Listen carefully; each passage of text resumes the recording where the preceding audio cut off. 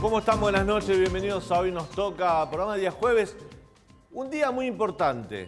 Mañana se juega parte del destino económico de la Argentina, ¿no? ¿Hay acuerdo o no hay acuerdo con el FMI? No necesariamente tiene que ser mañana el acuerdo, pero mañana tenemos un vencimiento de 700 millones de dólares con el Fondo Monetario Internacional, que uno tiene en cuenta, si hasta ahora el gobierno pagó 7.000 millones de dólares al Fondo Monetario Internacional, ¿por qué no pagaría este vencimiento que es mínimo? Además, en estos días también vencen algo así como 100 y pico de millones de dólares de otros organismos multilaterales de cooperación, como por ejemplo el Club de París. El tema pasa por acá. Entrar a un default con organismos multilaterales tiene una connotación política, una connotación desde el punto de vista político en todo el mundo distinta a que si lo haces con bonistas. Argentina ya lo ha hecho, entró en default y tuvo defaulteados sus bonos hasta que hubo una reestructuración de esa deuda. Defaultear o no pagarle a los organismos multilaterales de cooperación, como el Fondo Monetario Internacional, como el Banco Mundial, como el Club de París, tiene una prestancia política distinta, porque es enfrentarse a las tesorerías de todos los países del mundo. Por eso es muy importante lo que pueda suceder mañana en cuanto a pagar o no. Unos presumen que sí van a pagar. Lo que pasa es que en las últimas horas aparecieron voces dentro de la alianza oficialista, dentro del Frente de Todos, muy duras. Leopoldo Moró, el mismo Claudio Lozano, vicepresidente del Banco Nación. El Banco Nación es el banco público más importante de la Argentina. Él es funcionario de este gobierno y sin embargo dijo que el tema del default es una muletilla que se usa el capitalismo internacional, el capitalismo financiero para ahogar a los países subdesarrollados. Algo muy tirado de los pelos, pero empiezan a aparecer voces que complican las negociaciones del gobierno con el Fondo Monetario Internacional. De hecho, hoy el ministro de Producción, Matías Culfas, se quejó de esta situación. Hoy tuve la posibilidad de hablar en la radio con el diputado Ricardo López Murphy, economista, y me decía, todo el ruido que hay, todo lo que está pasando y por lo que los mercados están reaccionando de mala manera, que los mercados están reaccionando de una manera que llevó el riesgo país a casi 2.000 puntos. Hoy uno de los dólares financieros, el MEP, llegó a 236 pesos, el dólar blue llegó a 222 pesos. Todo lo que está pasando, todo ese ruido que está pasando en los mercados, según Ricardo López Murphy, es pura exclusiva responsabilidad del gobierno, porque hasta ahora la oposición, según su mirada, está acompañando, está siendo cauta porque no quiere agitar las aguas en un momento sensible para el país.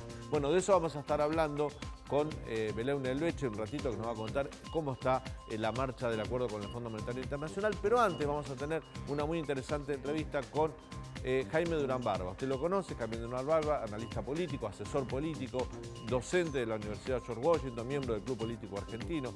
Fue quien de alguna manera creó al Mauricio Macri político, que llegó a la presidencia y rompió esa estructura de siempre de gobiernos peronistas, trayendo a alguien que venía de un partido de cuadros, como es el PRO, un partido portuario, y llevarlo a la presidencia de la Nación. Con Durán Barba vamos a analizar este escenario político, el del gobierno, pero también el de la oposición. Y después nos visita Alejandro Topo Rodríguez, presidente del Interbloque Federal de la Cámara de Diputados, para ver cómo viene la agenda parlamentaria y cómo van a actuar ellos, que en definitiva no corresponden o no pertenecen ni al oficialismo ni al principal bloque opositor. Son un bloque chico, pero en esta paridad que existe hoy, por ejemplo, en la Cámara de Diputados, son esenciales y son vitales de acuerdo a lo que vayan a votar. Así que tenemos un gran programa para ofrecerte hasta las 23 aquí en el canal de la ciudad. Quédate. Tenemos stock para dar todas las primeras dosis que faltan, todas las segundas dosis, todos los refuerzos. En la terapia intensiva estamos con una carga creciente de trabajo. Yo esa hipótesis de que el acuerdo con el fondo sería mucho peor, a mí me parece de mínima un acto o de voluntarismo o en algunos casos diría de irresponsabilidad. Es una negociación, hay momentos en que se lleva a cabo día a día y hay momentos en que se lleva a cabo hora a hora. Acá lo importante es que tengamos un plan económico que nos muestre cómo la Argentina va a volver a crecer. El Fondo Monetario Internacional presiona mucho, el Banco Mundial presiona mucho, presidente, y se pusiera a revisar a lo mejor lo que hizo Macri con los derechos humanos de los argentinos. Bueno, está convulsionado el mapa político o el escenario político en la Argentina producto de un posible o no acuerdo con el Fondo Monetario Internacional. Pero pasan cosas, ¿no? Venimos de una elección de medio término, el escenario político cambió, ganó la oposición. En otro momento del país, que ha sucedido, cuando un oficialismo pierde la elección de medio término, pierde la anteúltima elección, esto sucedía cuando había mandato de 6 años, inmediatamente uno pensaba es un gobierno de salida, el que ganó seguramente se va a quedar con el poder, pero todo eso ha cambiado, esto es mucho más dinámico. Lindo escenario para analizarlo con Jaime Durán Barba, analista político, asesor político, docente de la Universidad George Washington y actualmente además miembro del Club Político Argentino. Jaime, ¿cómo le va? Buenas noches. Buenas noches, Daniel. ¿Cómo anda? Un gusto saludarle.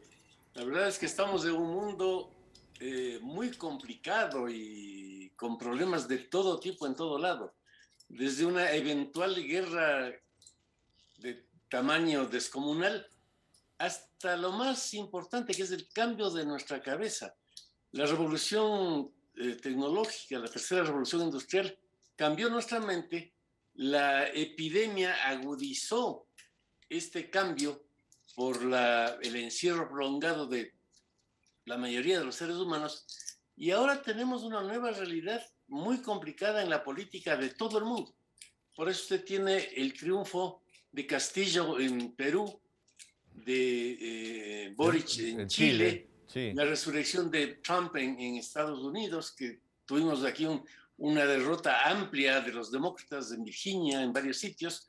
O sea, el mundo está totalmente convulsionado y no podemos pensar que nada va a funcionar como funcionaba hace 2 años.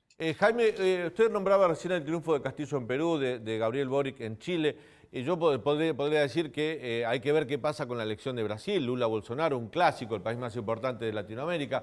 Pero en Uruguay ganó la calle Pou, postergando a la izquierda que había gobernado durante mucho tiempo a través del Frente Amplio. O sea, no hay como una hegemonía ideológica como se vio en otros momentos, quizás en el principio del siglo con los populismos que se iban instalando en distintos lugares de Latinoamérica. Parece estar muy variado, hay un variopinto en cuanto a las ideologías y cada país va eligiendo de acuerdo a su conveniencia. También pasa en Ecuador, ¿no? El cambio. Sí, yo creo que las ideologías murieron con la Guerra Fría. No hay un tema ideológico. Yo no creo que Castillo represente a ninguna izquierda. Es un hombre profundamente reaccionario en todo lo que tiene que ver con sexualidad, con familia y demás. Es un campesino poco informado que representa la sublevación de la gente pobre del sur y de la cordillera peruana en contra de Lima y de las ciudades, pero no es algo ideológico.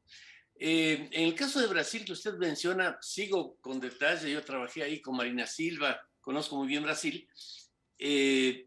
La ventaja que tiene Lula es enorme. O sea, si se enfrentan como parece, Lula y Bolsonaro va a ser un triunfo de 2-1, le va a barrer. Bolsonaro es un personaje muy extraño que llegó a la presidencia habiendo sido diputado mucho tiempo, pero sin ninguna experiencia política. Y en un país como Brasil, que ha tenido dirigentes mujeres tan extraordinarias como Dilma Rousseff, Marina Silva, etcétera, no ha tenido ni una mujer en sus gabinetes. En un país con tal con tantas razas, con tantos colores, no ha tenido un solo hombre de color en su gabinete. Y la mayoría de los brasileños son de color. Entonces, ha sido un tipo muy excluyente. Yo creo que ahí, a menos que Doria, el gobernador de Sao Paulo, pudiese armar una tercera alternativa, lo de Lula va a ser una avalancha. No creo que Bolsonaro tiene ninguna posibilidad de funcionar. Jaime. Boric en Chile es un caso distinto, en cambio. Es un izquierdista muy creativo. A mí me parece bien interesante el señor. No se parece en nada a nuestra izquierda argentina, que es una izquierda jaurásica, que son viejos dinosaurios que están pensando como en la década del 50. No, Boric es un tipo muy creativo, está pensando en una nueva izquierda, integrando la experiencia de los países nórdicos, etcétera. Pero tenemos un mundo en ebullición. Y Argentina también está en ebullición, porque mañana tenemos un día crucial por el posible acuerdo o no con el Fondo Monetario Internacional, por el tema del default.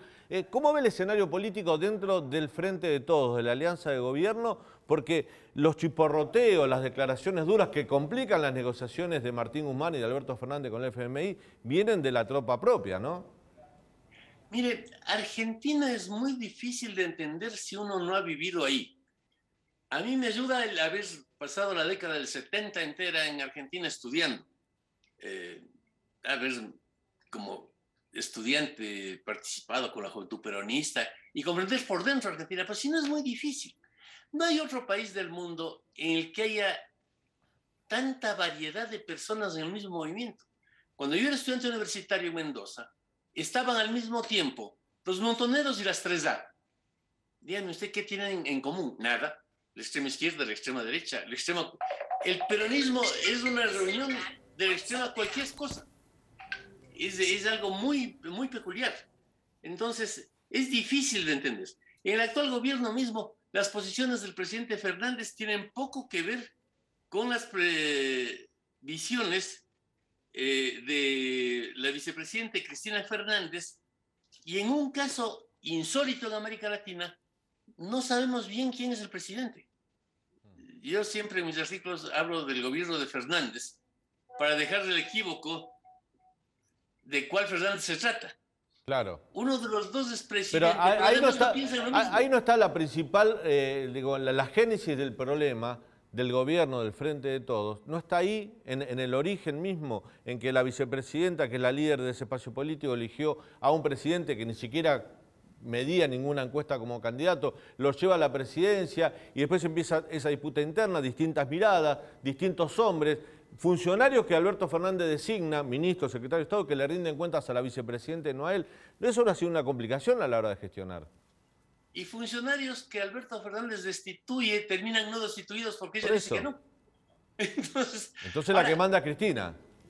Pero fíjese que si hubiésemos conversado usted y yo 2 años antes de las elecciones, ninguno habría imaginado jamás que Alberto Fernández sería presidente, y menos que sería un presidente auspiciado por Cristina, a quien tanto combatía. Claro. Fue algo totalmente impredecible. Pero si lo vamos a ver más profundamente, históricamente viene siendo así el peronismo desde hace rato.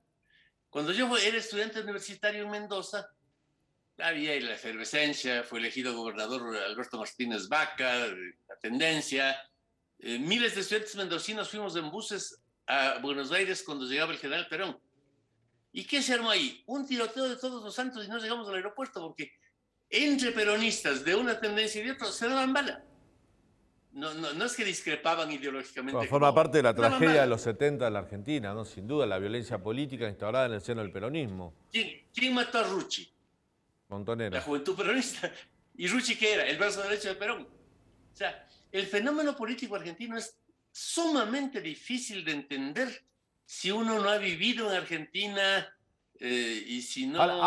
Pero lo escucho, Jaime, y digo, me pregunto, ¿el fenómeno político es difícil de entender en la Argentina o el peronismo es difícil de entender? Es que si usted ve objetivamente, el único presidente no peronista en un siglo que terminó su periodo fue Macri. Claro. De alguna manera el peronismo es de Argentina. O ha sido Argentina. Yo creo que ahora la gente ya se cansó.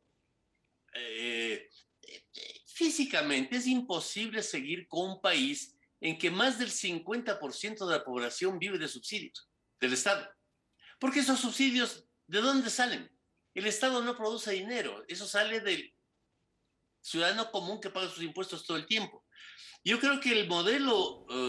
Ahora difícil salir, con 45% de pobreza, con toda esa gente contenida a través de estos subsidios o de esta transferencia de dinero de parte del Estado hacia los sectores más desprotegidos, es difícil salir de un día para otro. Es tremendamente difícil. Yo creo que es muy complicado. Es imposible. Claro. Porque además, fíjese que muchas de esas personas que reciben subsidios, no las estoy criticando, así es la vida, están organizadas en instituciones que le sacan a la calle permanentemente. Entonces defienden su condición a patadas. Ahora, yo estudié mucho el tema, conocí varias investigaciones de universidades, de grupos argentinos en estos últimos 20 años. Y sí hay un problema bien importante ahí que tiene que ver también con la nueva sociedad de la Internet que está alterando el mundo. De alguna manera, hasta hace 10 años, 20 años, los pobres aceptaban ser pobres. Usted les daba algún pedacito de dinero y listos. La Internet hizo que la gente ambicione más, y es legítimo, está bien. Se conecta, quiere vivir mejor. Algo que se estudió en el conurbano bonaerense, elecciones 2015, en el 2013, fue qué pasaba con estas personas que reciben subsidios. Era evidente, a mí me interesaba desde el punto de vista electoral, que no estaban dispuestos a votar por alguien que diga que les quite el subsidio, porque lo necesitaban. Pero entre ellos había casi una división igual de 50-50 entre algunos que decían, bueno, yo vivo así y no hay remedio, así es la vida, ya me quedé así, no hay problema. Y otros 50 que, fíjese qué interesante, sociológicamente se distinguían porque eran personas que dedicaban el dinero que podían, que no era mucho, pero lo que podían para que sus hijos estudien. Claro. ¿Por qué?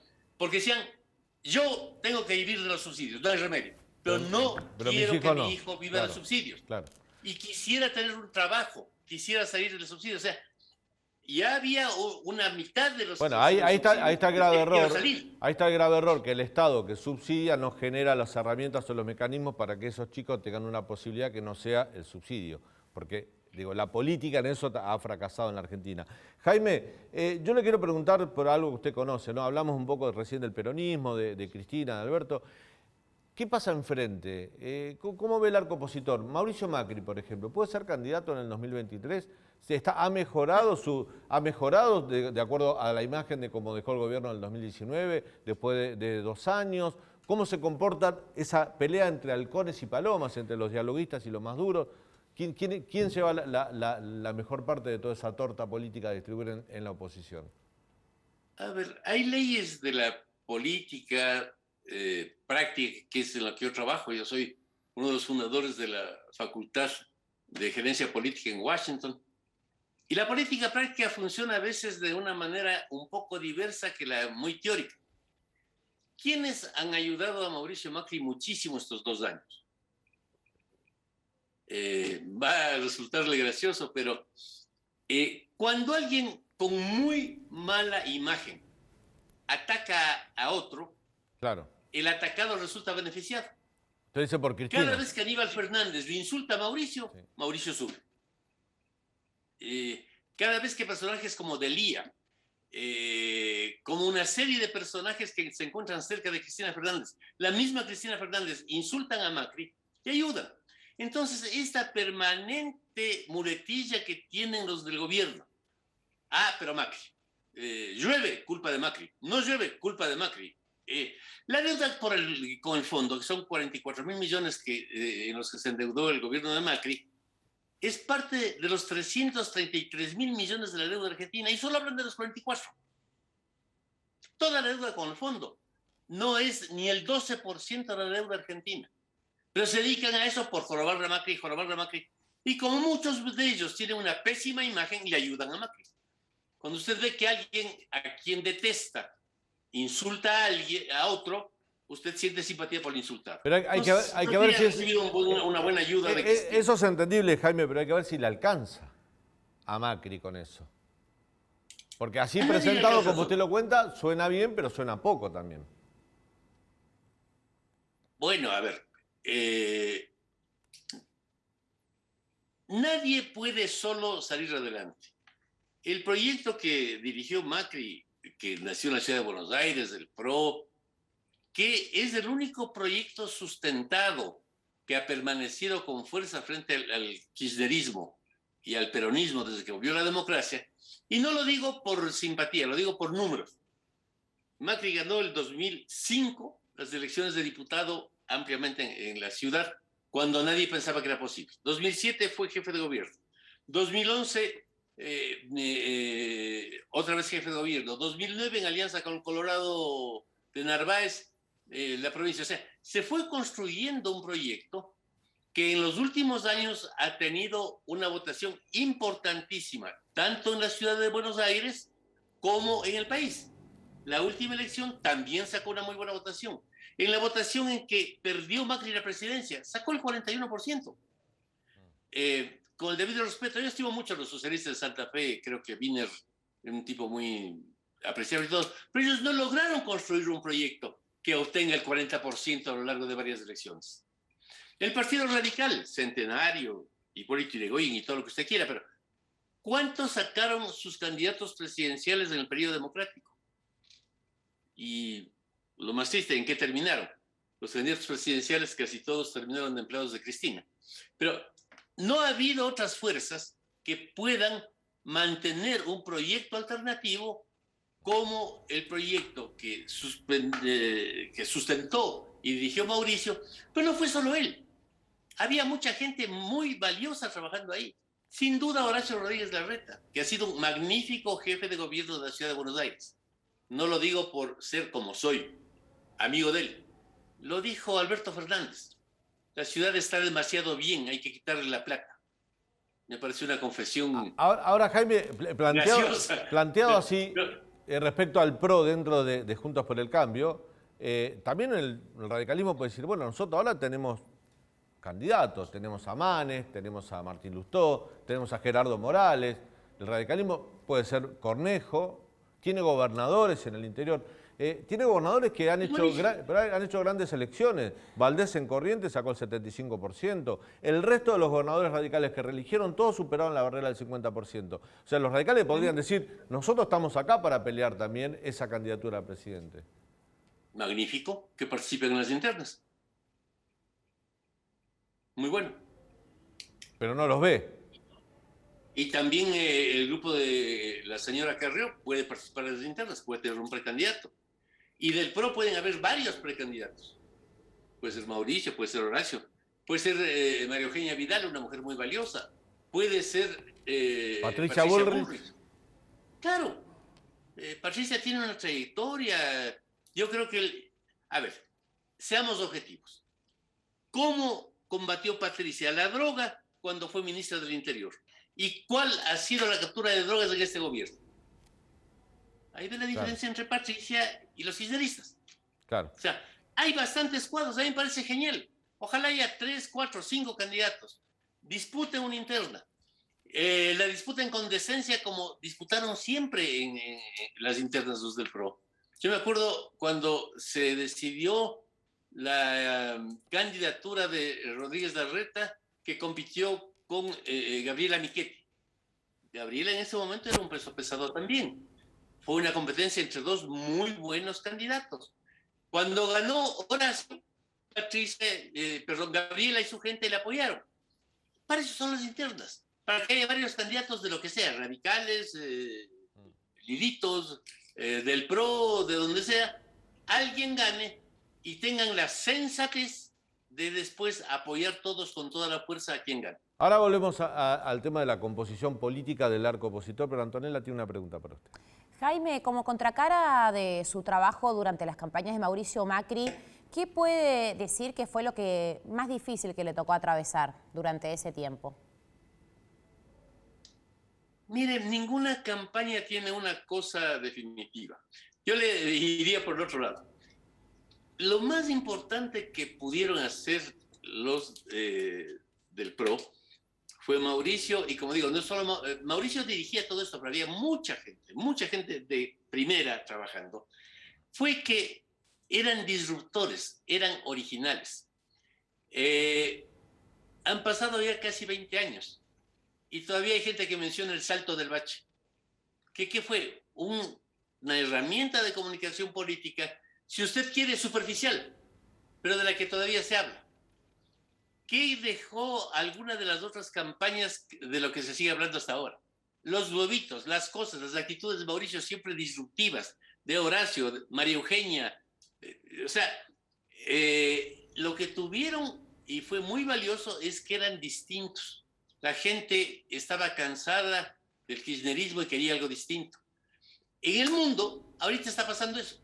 ¿Por qué gana Pedro Castillo en Perú? Porque es distinto. Usted le ve a Castillo y no se parece a ningún candidato del mundo, a ningún político.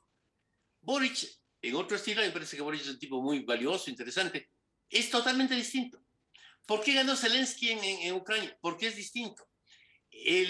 Usted para lograr éxito en política y sobre todo en elecciones debe presentar un elemento de novedad, de ser distinto, de plantear cosas para las nuevas generaciones. Y eso supo hacer el PRO. Ahora, creo que el gran desafío de la oposición actual es rejuvenecerse y plantearse nuevamente, reconstruirse como una alternativa distinta. El PRO creo que hizo algo más en su irrupción en la vida política argentina en cuanto a la novedad, ¿no? Argentina, en los periodos democráticos que tuvo, siempre tuvo dos partidos políticos, el bipartidismo, el peronismo y el radicalismo, que tenían un mismo origen, partidos nacionales y populares, partidos de masa, afiliaban mucha gente, movilizaban mucha gente, los líderes políticos en un sistema presidencialista necesitaban líderes fuertes. Alfonsín lo fue en el radicalismo, bueno, Perón, Menem, los presidentes que dio el peronismo, hasta los Kirchner. Necesitan esos líderes fuertes. El radicalismo también necesitó esa estructura. La irrupción del PRO cambia esa lógica de poder porque el PRO no es un partido de masa, es un partido de cuadros técnicos. Sí se tuvo que aliar a uno de esos partidos con el radicalismo por la expansión territorial para llegar al poder. Pero el PRO rompe esa lógica dentro de la estructura política argentina donde solo los partidos de masa podían gobernar. Tiene usted toda la razón, Daniel. Ese fue uno de los cambios, pero que tiene que ver con un cambio del mundo, que el PRO supo intuir. Bueno, no solo intuir, sino que había mucha gente estudiando, pensando, analizando. El PRO se distinguió por eso, por ser un partido que pensaba. ¿Qué es lo que pasa en el mundo? Que los partidos de masa se acabaron en el mundo. Yo he pasado toda mi vida viajando, dando cursos, estudiando la política de distintos sitios del mundo. Usted no podía entender nada de la política francesa sin tomar en cuenta al Partido Comunista y a la CGT. Pero en Latinoamérica también se están extinguiendo los partidos de masa. Digo, el PT, por ejemplo. Ya se extinguieron. ¿Y el PT de Lula no es un partido de masa? ¿Un partido con origen de trabajadores? Es Lula. Es Lula. Es Lula. Lula es uno de los mejores comunicadores políticos que conocí en mi vida. Yo trabajé con Marina Silva en el 2010, cuando Lula dejaba el gobierno y su candidata era Dilma Rousseff. En una encuesta que hicimos un mes antes de las elecciones, preguntamos, ¿usted votaría por cualquier persona que quiera Lula da Silva para presidente? Y dijo que sí, el 60% de brasileños. Era un presidente absolutamente popular. Yo no he visto ningún presidente tan popular como él a la salida, porque claro, todo presidente cuando entra es muy popular y al año lo quieren arrastrar. Lula salió con una popularidad descomunal. La aceptación de Lula cuando salió era del 73%, y esas son encuestas que yo mismo hice en Brasil. El único presidente que tiene ese grado de popularidad, no ese grado, menos, pero mucha popularidad en América Latina, es AMLO en México. Todos los demás presidentes están debajo del 30. López Obrador en México. Jaime, y usted señaló algo, yo me quiero quedar con eso, que los partidos de masa están en extinción incluso en Latinoamérica. ¿El peronismo lo entendió o lo está comprendiendo así? A ver, el peronismo sociológicamente no es un partido, es un movimiento en que se mezcla todo con todo y es complejo. Pero es un movimiento de masas también. Sí, es un movimiento de masas y tiene que ver con una enorme estructura que gira en torno a la empresa más rica de Argentina, que es el pobrismo. Manejar la plata de los pobres es la empresa más grande de Argentina, que mucho más grande que las petroleras y demás. Y eso está vinculado al peronismo, es un fenómeno muy complejo. Pero, a ver, si había algún país en que los partidos eran sagrados, era México. PRI y PAN gobernaron siempre. Después vino esta disidencia del PRD que ha actuado durante años. Ahora desaparecieron. Partidos con una militancia descomunal, bueno, con una historia brutal. También pasaron cosas. La Revolución Mexicana se produjo en 1910. Sí, pero pasaron cosas también en el PRI, en 76 años de poder, hasta la llegada de Fox al gobierno. El PRI tuvo grandes escándalos relacionados con las organizaciones de narcotráfico, con la corrupción política. Digamos, no tanto con narcotráfico, pero corrupción ha habido en todo lado. Ese no es el problema. Es que los partidos se acabaron. El Partido Comunista de Italia, uno de los más importantes del mundo, desapareció. La Democracia Cristiana de Italia desapareció. El APRA, el partido, yo cuando era pibe siempre tenía una manía de viajar. Estuve en Perú viendo manifestaciones del APRA, el cumpleaños de Víctor Raúl. Era el partido más organizado del mundo, el APRA. Del mundo. ingresaban al partido los niños de los 5 años. Se llamaban bufalitos de Lapra. Y en los desfiles, cuando era el cumpleaños de Víctor Raúl, desfilaban decenas de miles de niños que ya eran miembros del partido, con uniformes militares. Después los búfalos de Lapra, que era la juventud. Era un desfile de 10 horas. La Casa del Pueblo, como se llamaba el local de Lapra, estaba en todas las aldeas de Perú. Es el partido más descomunal que hubo. No queda nada. Acción Popular, que era el partido que peleaba con ellos, como, digamos, como los radicales con los peronistas en Argentina, también desapareció. Claro. Los grandes partidos del mundo desaparecieron. Y bueno, cuando yo era pibe, la sigla PC, todo el mundo sabía el Partido Comunista. Claro. Nadie pensaba en otra cosa. El PC hizo esto, el PC. Ahora cuando a mi nieto le digo PC, piensa en personal computer y no tiene ninguna idea del Partido Comunista. Jaime, la última, y tiene que ver con un pronóstico. El año que viene, ya 2023, tenemos elecciones presidenciales en la Argentina. Juntos por el Cambio viene de ganar por 10 puntos la elección de término medio. Sin embargo, parece que uno tiene la impresión de que no disfrutó o no aprovechó tanto el triunfo Juntos por el Cambio como sí le supo sacar rédito a la derrota el oficialismo. Hay un escenario confuso. ¿Cómo se ve eso con miras al 2023? Mire, yo creo que el peronismo está entrando a una crisis terminal. La sociedad contemporánea ya no da espacio a esas cosas. Y a esos partidos que existieron, como el PRI, como el APRA, como el peronismo, no funcionan en esta época en la que la gente está ante las pantallas, está influida por la tercera revolución industrial. En la próxima Feria del Libro de Buenos Aires voy a lanzar mi nuevo libro, que es Política y Caos. Espero que sea un buen lanzamiento, porque defiendo eso. La sociedad del Internet nos llevó al caos. Es un caos universal en el cual las viejas formas de pensar, de hacer política, de vivir, las relaciones que usted tiene con sus hijos, con sus nietos, no son las que tuvo usted con sus padres y sus abuelos. Somos distintos, todo cambió. Cuando yo era pequeñito, los alumnos respetábamos casi sacramentalmente a los profesores. Ahora cualquier alumno le insulta al profesor y que yo siempre me río de esto porque, bueno, soy un intelectual conocido en el país, en todo lado. Cuando viene mi nieto y me pregunta algo, yo le respondo, dice, abuelito, ¿y Ucrania en dónde está? Saca inmediatamente su conexión con Dios. No, abuelito, no estás correcto. El Google dice que no es así. Imagínense si yo le decía eso a mi padre, salía por la ventana, además no había Google, no había... es otro mundo. Lo que mi papá decía era palabra sagrada. Lo que yo digo, a pesar de que soy un personaje relativamente conocido en la televisión, etc., mi nieto dice, no, voy a ver qué dice el Google.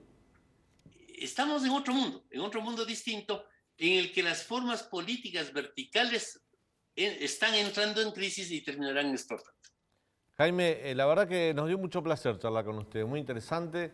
Hacía rato que teníamos ganas de analizar un poco el escenario político, no solo de Argentina, sino de Latinoamérica. Y lo invitamos a hacer una segunda parte, porque nos quedaron muchas cosas en el tintero, cuando se acerquen más la fecha de las elecciones de Brasil, para ver cómo conforma los primeros meses de gobierno Boric en Chile y qué pasa con la Argentina. Esa Argentina tan confusa que, como dice usted, si no se vivió acá, imposible comprenderlo. Con todo gusto. Yo estoy en contacto con la política de distintos lados. Estoy muy asustado con lo que está pasando con Ucrania. Creo que esto puede llevarnos a una crisis mundial descomunal. Este domingo voy a sacar un ensayo largo sobre Ucrania en el periódico Perfil. Y estoy siempre en contacto. Y bueno, con Argentina yo viví ahí la década del 70. Imagínense que fue una década movidita. Ahí fui estudiante. Estas últimas 2 décadas he vivido básicamente en Argentina. Es mi segunda patria, la amo, y ahora mientras hablo con usted estoy calentando mi pava para tomar mi mate tarahui. Jaime, gracias, gracias por este contacto. Le mandamos un fuerte abrazo. Un gusto, Daniel. Hasta luego, gracias. Hasta luego. Bueno, Jaime Durán Barba, un personaje de la política, asesor político muy caracterizado en la Argentina en los últimos años, fue el hombre que creó al Mauricio Macri político que lo llevó a la presidencia. Y además es un docente de la política, es docente de la Universidad George Washington, y es muy requerido, no solo en Argentina, trabaja en distintas partes del mundo, sobre todo en Latinoamérica, y era muy interesante poder charlar con él y analizar los distintos escenarios. En el segundo bloque, después de este breve corte, vamos a recibir a Alejandro Topo Rodríguez, presidente del Interbloque Federal, para analizar la agenda parlamentaria que se viene, cómo van a actuar los diputados, los bloques minoritarios, que no son ni el bloque del oficialismo ni el mayor bloque de la oposición, en un parlamento que está tan parejo todo que su voto, su posición va a ser vital. Y Belén Eubleche nos va a contar cómo viene, acuerdo o no, con el Fondo Monetario Internacional. Ya volvemos.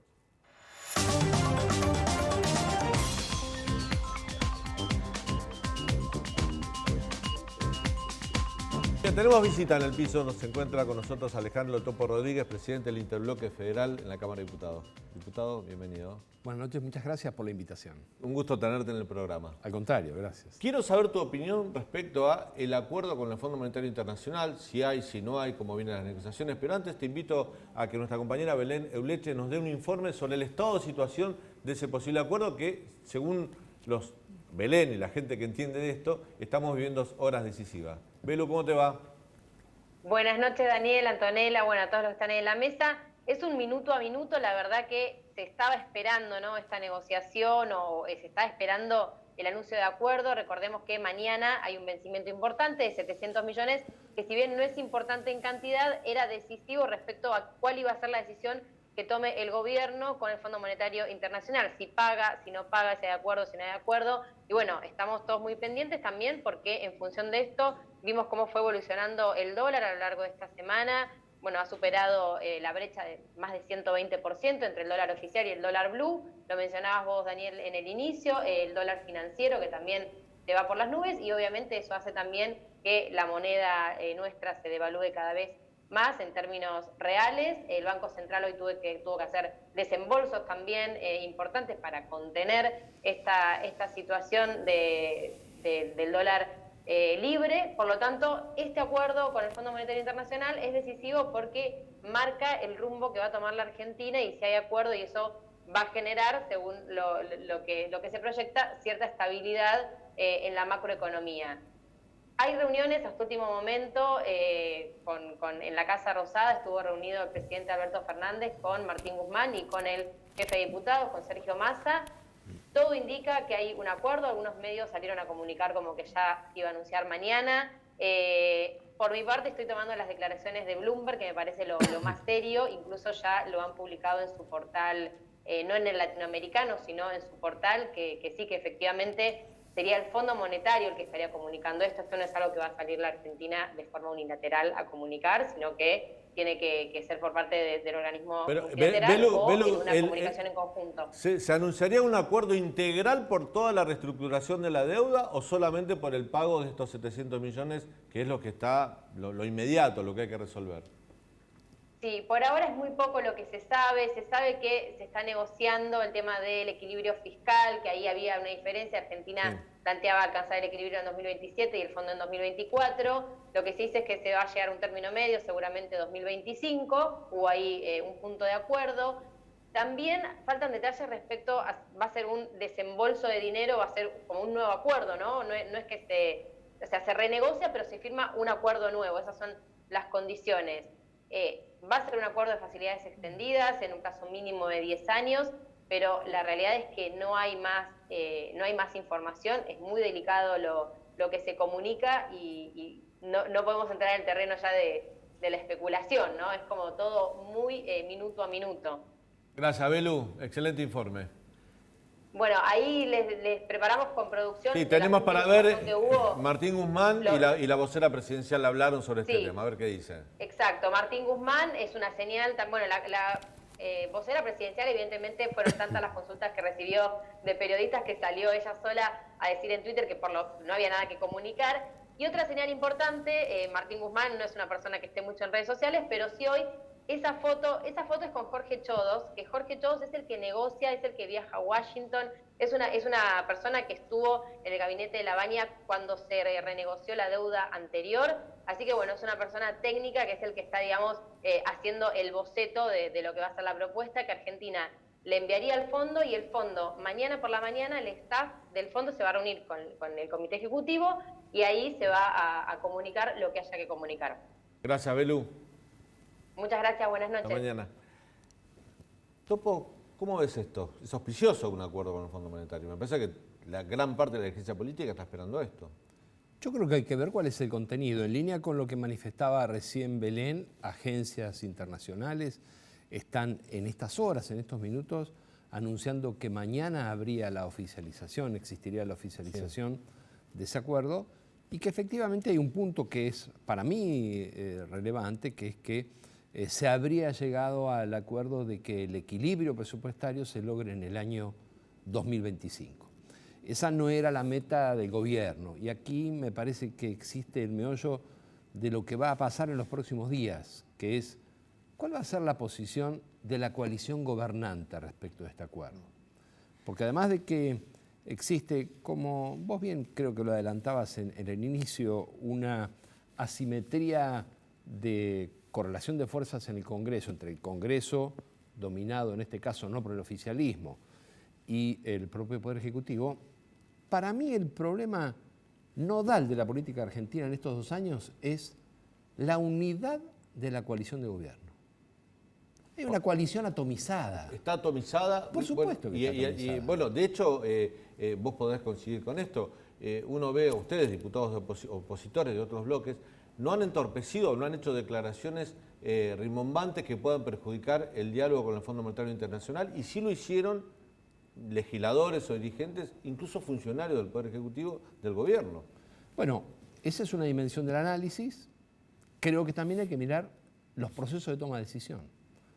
Cuando el Senado decide algo y el oficialismo en la Cámara de Diputados va en contra de lo que decidió el propio oficialismo en el Senado, o cuando la Cámara de Diputados piensa exactamente distinto en el oficialismo a lo que propone el Poder Ejecutivo, pongo por caso el ejemplo de lo que se ha dicho y hecho respecto de las políticas económicas de Alberto Fernández y de Guzmán. No es que lo decimos nosotros, lo dice el propio oficialismo. Por eso, me parece que un aspecto a tener muy en cuenta en los próximos días, en las próximas horas, es cuál es la reacción de la coalición oficialista respecto de lo que aparece ahora como un acuerdo que, desde el punto de vista... Pero estás señalando lo que para vos el punto clave es el ajuste fiscal, porque no deja de ser un ajuste, ordenar los números al 2025. Si el gobierno tenía, o la coalición de gobierno tenía como objetivo que el equilibrio fiscal fuese en 2027, y finalmente se acordara que es en 2025, un sector importante del oficialismo va a decir que esto es un ajustazo. Y desde ese punto de vista, me estoy adelantando y pido disculpas porque no hay información oficial. No hay información oficial, pero si esto fuese así, Belén ha sido muy prudente y responsable. Las agencias de noticias internacionales de finanzas especialmente están planteando esto. Temo que ese acuerdo no va ni siquiera a pasar por el Congreso. Si es así, si fuera así. Ahora, saliendo de la coyuntura, evidentemente aquí sigue dando vuelta en la Argentina, en la dirigencia de todas las fuerzas políticas, esta idea del fetichismo del ajuste. No se sale con ajuste en la Argentina. En la Argentina se logra el equilibrio fiscal y por lo tanto también eventualmente el superávit fiscal si primero se pone en marcha la inversión productiva, la creación de trabajo y la posibilidad de movilizar la enorme capacidad que tiene el sector privado de la Argentina. Pero ¿cómo haces? Está claro que es por ahí, pero ¿cómo haces con un dólar financiero que está a un 120% de brecha con el dólar oficial, un dólar blue que se dispara? Digo, en algún momento tenés que ordenar eso, porque ¿quién te va a invertir con este nivel de especulación que te permiten los mercados? El momento de ordenarlo no es después de un ajuste, sino crecer y luego lograr el equilibrio hasta el superávit. Me remito a la experiencia relativamente reciente de la Argentina, en lo que fue la enorme crisis después del año 2001, del año 2002, que demostró que en poco tiempo la Argentina, por primera vez en más de 100 años, tuvo superávit en la nación, en la provincia, en las provincias. Pero con un ajustazo terrible, la etapa de Remy Lenikov fue durísima. Después vino la Baña que reestructuró la deuda y empezó el crecimiento económico del país, eso es insolayable. Pero tuviste una previa con un ajuste durísimo. ¿Y qué está pasando ahora, desde el año 2015 hasta hoy? Macri más Alberto Fernández. Cayó 20% a la capacidad de compra del salario de los trabajadores del sector formal. Cayó 29,4% a la capacidad de compra del ingreso de los jubilados y de los pensionados. Entonces, aquí el ajuste en términos de lo que ha significado la capacidad de compra de los sectores trabajadores, la clase media trabajadora, que es la que moviliza a la Argentina, lleva ya muchos años. Topo, te quiero preguntar sobre este acuerdo. Vamos a suponer que se da, mañana anuncian bilateralmente el FMI y el gobierno un acuerdo. Este punto que vos señalás de la meta del 2025 va a ser un punto de conflicto, evidentemente, muy bien lo analizás vos. Pero ustedes, yo recuerdo que el presidente mismo dijo, antes de las elecciones de noviembre, que íbamos a conocer un plan plurianual, que se lo iba a presentar a la oposición para que lo votara todo el Parlamento e ir a debatir con el Fondo Monetario Internacional con un acuerdo de todo el arco político. Eso no sucedió ni va a suceder y nunca vamos a conocer si existió alguna vez un borrador de un plan plurianual. ¿Esto de alguna manera no los expone a ustedes como opositores a un lugar que ni siquiera van a tener que votar por algo que no participaron, si va al Congreso, ¿de acuerdo? Ha sido muy preciso porque el presidente de la Nación, creo que impulsado por el ministro de Economía Martín Guzmán, anunció que el plan económico plurianual iba a llegar al Congreso en la primera semana de diciembre del año pasado. Estamos finalizando enero del año 2022 y hace pocas horas el Poder Ejecutivo envió una serie de 18 proyectos, entre los cuales no incluyó el plan económico plurianual. Por lo tanto, no sabemos cuál es el rumbo ni la estrategia económica del Gobierno Nacional, al menos no lo sabemos en el Congreso. Ahora, en los últimos 20 días hubo intentos de Cambiemos y del Gobierno de dialogar sobre el tema del Fondo Monetario Internacional, por algún motivo que ellos sabrán, ni siquiera pudieron sentarse a dialogar, pero lo más grave es que un sector importante de la política y de los medios de comunicación han naturalizado esta idea de que solo tiene derecho a enterarse qué va a pasar con la negociación entre el Fondo Monetario Internacional y la Argentina, un sector de la oposición, que es Cambiemos. Entonces Cambiemos exigió que tenían que ir solo ellos a la reunión. Pero acá nos dijeron, por acá pasaron diputados Juntos por el Cambio y dijeron que todo lo contrario, que ellos dijeron que no iban a ir solos a esa reunión, tenían que ir todos los bloques opositores. Solo lo dijo y le hizo cambiar el comunicado oficial a Cambiemos la coalición cívica, el resto no. Y puso como condición ir solo. Entonces, esta idea del kirchnerismo... Eso es verdad, lo dijo la coalición cívica. Y es bueno aclararlo. Entonces, esta idea de que el kirchnerismo solo negocia y dialoga con Cambiemos, y Cambiemos solo negocia y dialoga con el kirchnerismo, puede tener sentido para quienes lo protagonizan, pero desde el punto de vista de la democracia partidaria no institucional, es grave que nosotros no sepamos, y voy al punto, claro, no sabemos qué es lo que quiere el gobierno ni lo que va a negociar. Cuando tengamos que decidir, lo haremos sobre la base de la documentación y la analizaremos. Pero les adelanto, que mi idea es que no le vamos a dar ningún cheque en blanco al Poder Ejecutivo para avanzar con el Fondo Monetario Internacional. Lo vamos a analizar de punta a punta y con mucha meticulosidad.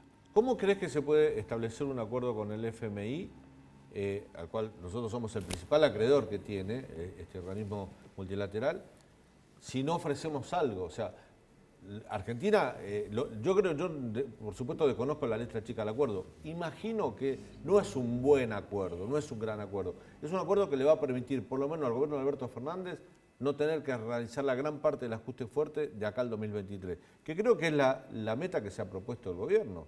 No creo que estén pensando más allá del 2023 como un acuerdo integral que les dé expectativa de futuro.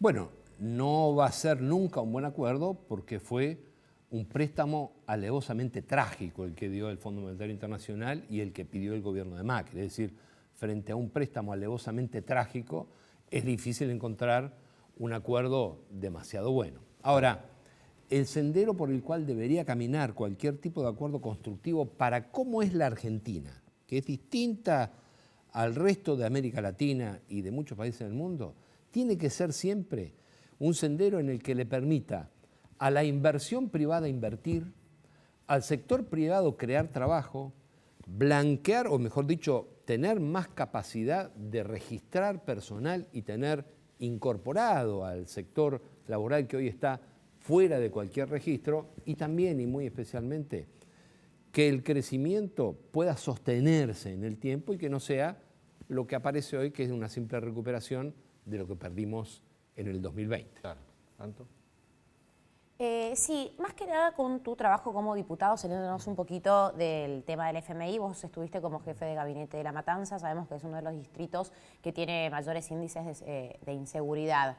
Ahora, como diputado, ¿por cuáles crees y considerás que son las fallas que se siguen repitiendo para que la sociedad hoy por hoy esté tan insegura que lo vemos absolutamente todos los días en las noticias? Sí, qué bueno sería un día poder dedicar bastante tiempo a hablar en profundidad de lo que significa el Gran Buenos Aires en la Argentina.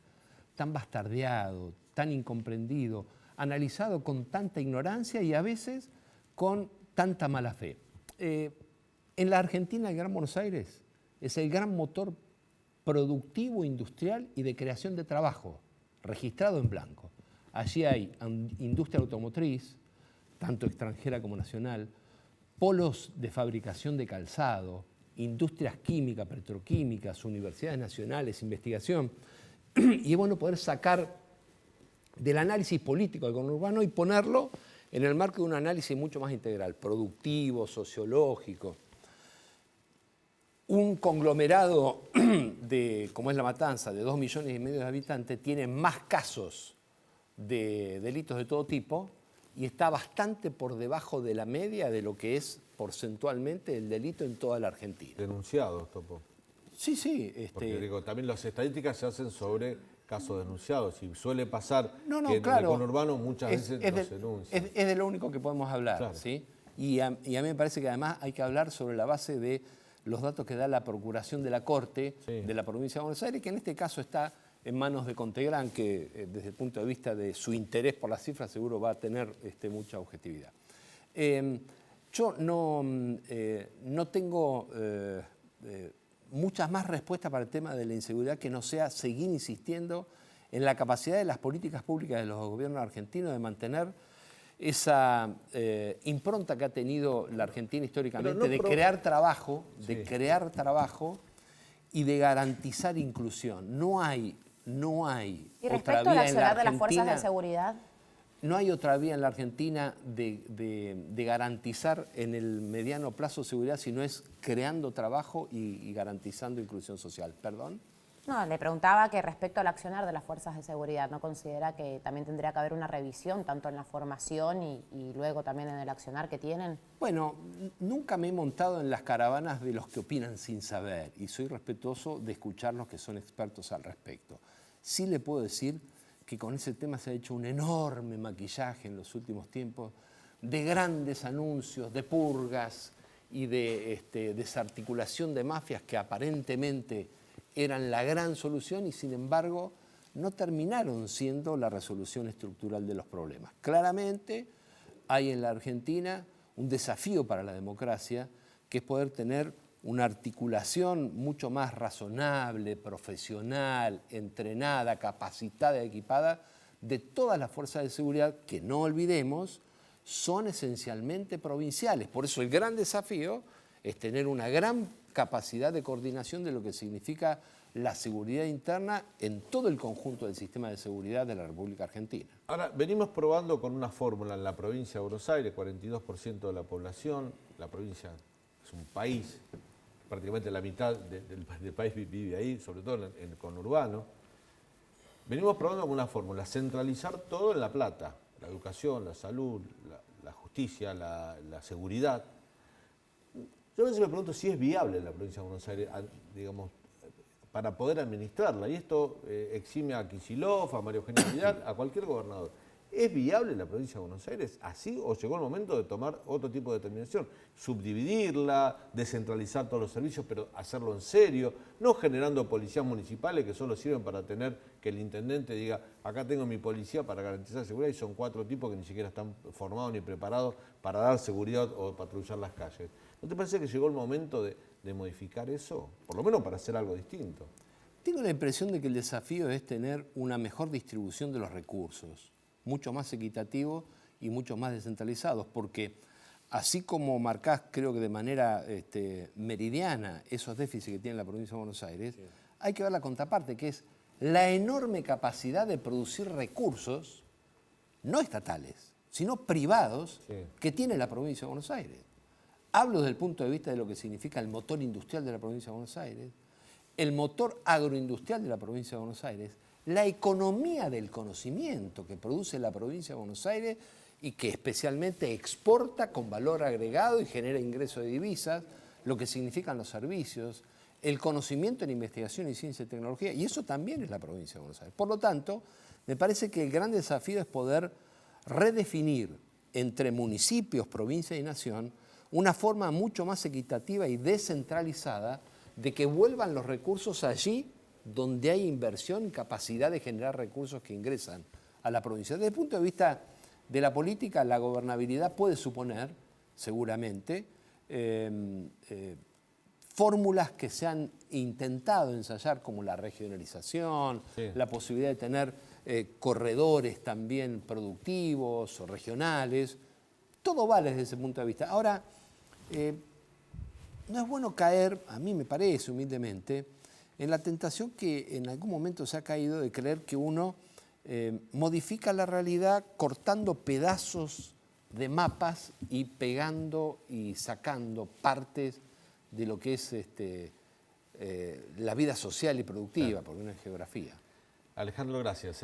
Gracias a Alejandro ustedes. Topo Rodríguez, diputado nacional, presidente del Interbloque Federal. Un gusto tenerte en el programa. Gracias, muchas gracias. Breve y rapidito, Anto, que nos quedamos sin tiempo. Se vienen las pastillas antivirales. Se vienen las pastillas contra el COVID. Bueno, la Unión Europea aprobó la primera, que viene del laboratorio de Pfizer, y se trata de una pastilla que va a poder ser administrada para los pacientes de riesgo que empiecen a presentar síntomas. Va a ser tan fácil como tomártela con un vaso de agua, y es muy efectiva porque reduce el 90% de posibilidades de muerte en pacientes con enfermedades graves. Ya hay unos países que ya la comenzaron a comprar, y bueno, después mañana Argentina seguimos. no está autorizada todavía. Argentina todavía no está autorizada porque tiene que ser autorizada por la ANMAT, y después, bueno, la tiene que realizar la compra el Ministerio de Salud. Ya mañana lo vamos a desarrollar con un poquito más de tiempo, pero es muy interesante lo que se viene porque si bien no es de prevención, sí es una opción para aquellas personas que no se han vacunado, ya sea por opciones personales o por prescripción médica. Bueno, y en la provincia de Buenos Aires cambió la política de testeo. A partir de estos días van a testear mayores de 60 años, mujeres embarazadas o personas con comorbilidades. Jóvenes con dolor de cabeza, fiebre, no se van a testear más. Digo, para agilizar un poco la política de testeo. Esto va a ser en la provincia de Buenos Aires, fue anunciado hoy. Nos vamos, mañana a 22 horas nos reencontramos aquí en el canal de la ciudad para contarte todo lo que sucede en Argentina y en el mundo. Chao, hasta mañana.